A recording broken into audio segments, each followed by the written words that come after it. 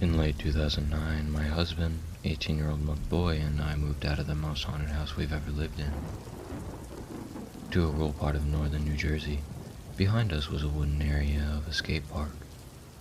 To the left was a swamp, across a road with the bottom of the mountain. And to the right was our only next-door neighbors. Huge front yard, house sat at the bottom of a hill with a very long driveway. The bottom of the floor was actually half below, half above ground, so if someone walked past the living room windows, all you would see was their feet, maybe their knees. You'd have to look up and over the window when looking outside of it, and to see even the steps. Point is, there wasn't much of a view from the bottom floor. You rarely saw people outside. I don't spend too much time looking out the windows. Not too long after we moved in, all three of us are home one afternoon. My toddler comes in the living room and grabs my hand, points down the hallway, and me and him are desperately trying to tell me something. It sounds like he was trying to say McChuck, but I couldn't understand him. He didn't talk much yet, really, but I let him pull me down the side entry that led either to the garage or outside. We were standing in the entryway and he keeps repeating McChuck over and over, and pointing outside. Now it's raining and a little chilly out there, but a huge instance from a tiny boy swayed me. I opened the door and let him see outside. We were standing in the doorway and the slide entry. Looking out the front yard, he's jumping up and down, pointing forward, yelling McChuck. Now, like I said, he's not wearing any shoes, so I picked him up and started carrying him towards the yard to see what he can show me. He's now pointing up the driveway towards the mailbox, so I start walking up that way, figuring maybe he wants me to know what the mailbox is. Halfway up the driveway, and he's now pointing straight ahead to the bottom of the mountain across the street, not the mailbox.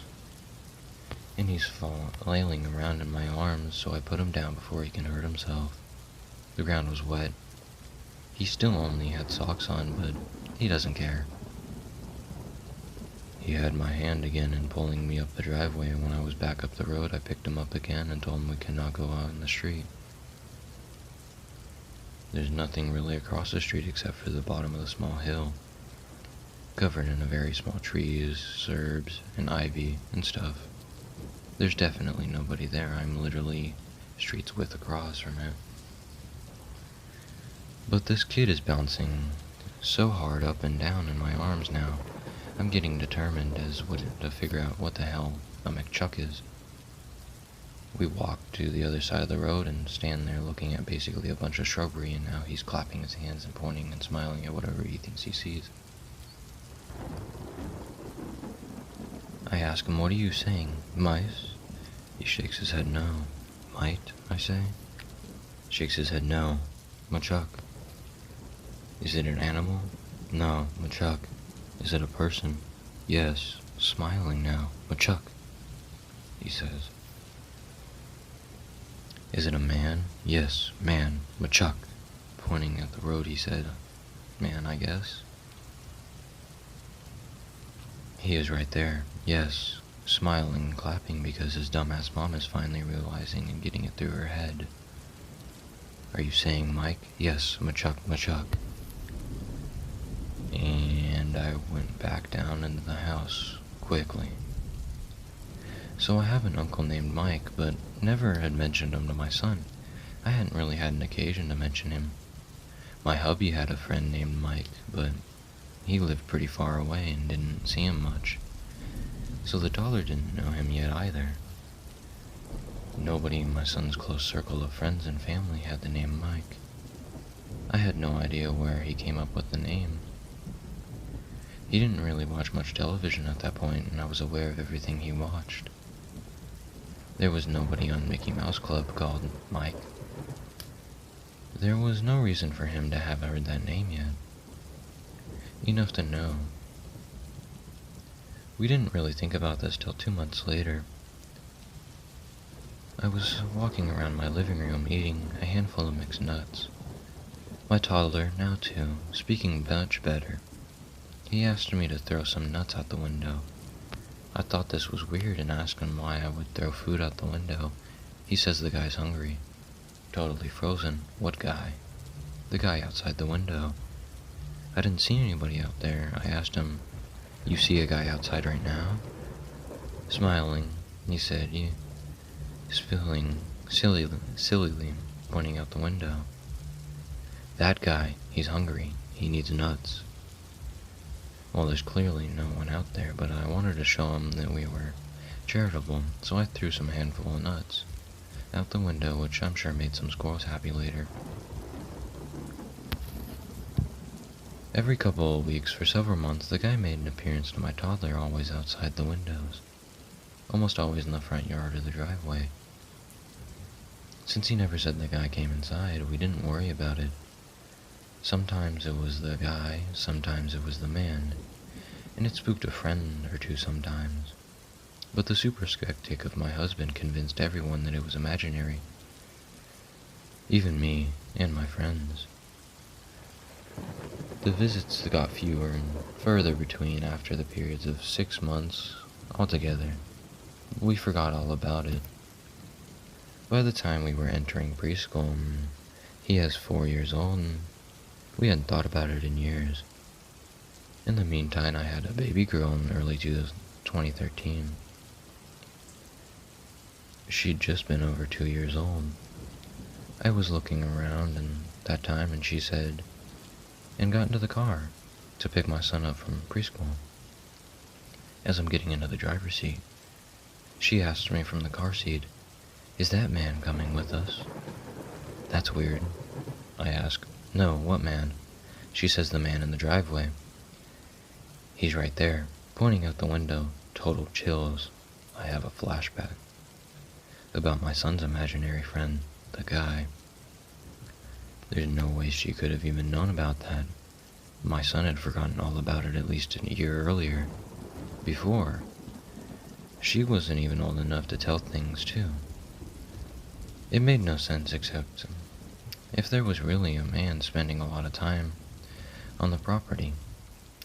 That man only had 2 or 3-year-olds that could apparently see him.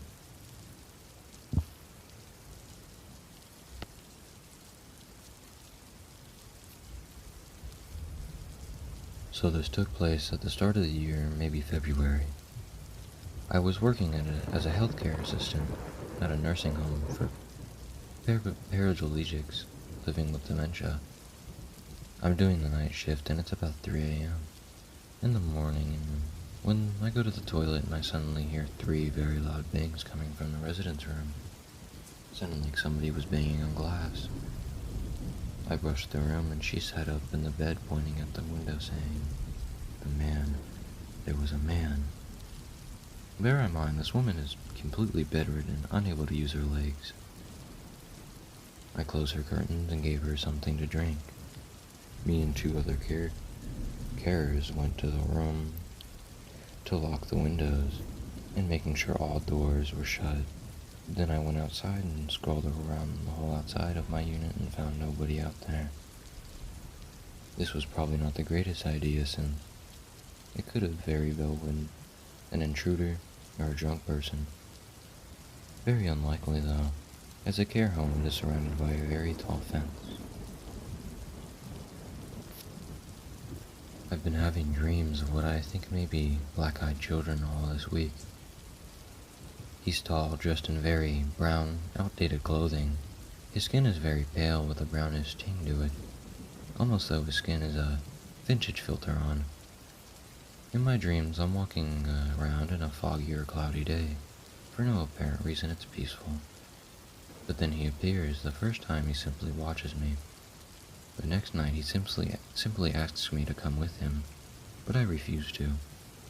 The night after, he stepped out from behind a bus, and he wanted me to go inside of it, but I declined his attempt to grab me. Then I woke up. On the 4th night, he stepped out from behind a bus yet again. This time he didn't say anything, he just grabbed me. I didn't notice. He didn't even notice when I hit him. He didn't even flinch. I managed to get away. I ran. He was there, standing by the street on every corner I passed. He was there, watching, waiting. At this point, I could see my home. I was so close. Then he was there, right in front of my house, smiling with sharp, blood-stained teeth. That's when I awoke. When I am awake, it is as though I can feel his presence. Maybe I am just paranoid, but I don't think so. What does all this mean?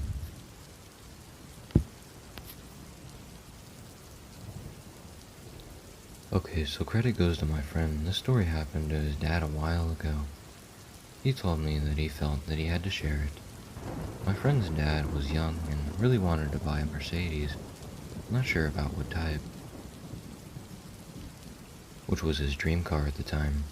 He happened to find a pretty good old one in really good condition considering it was an old model. It looked as good as new.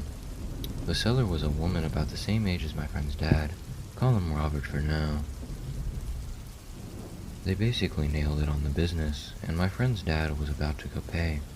When he asked the seller if there was a spare key to the car, she froze for a bit and then told him, well, the car belonged to my father and an apple to his eye. His last wish was to bury the key with him. When Robert heard this, chills ran down his spine. Basically told the woman that he didn't want to buy the car out of simple respect. He didn't want to tell her he was freaked out. After arriving home, he was a bit sad about what happened and told me he felt like he did the right thing by not buying the car. That day when he went to sleep, he had a pretty lucid dream in which he was cruising around with a Benz, when all of a sudden old music started playing and he saw a normal-looking but confused old man in the back seat. He was asking him, "What are you doing in my car?" Then he woke up. This dream happened a few times, and sometimes the music was switched on, and then eerie static started playing. And the old man looked angry, but a bit, well, like a dead person. The dream eventually stopped, and Robert forgot about it. He told us he thinks it was just his mind playing tricks on him, but my friend thought the story could have been a feature on Beyond Belief, that show where you have to guess where the story presented is true or false. But it happened to his dad. Pretty crazy stuff. What do you think, guys? Could it have been some ghost of an old man?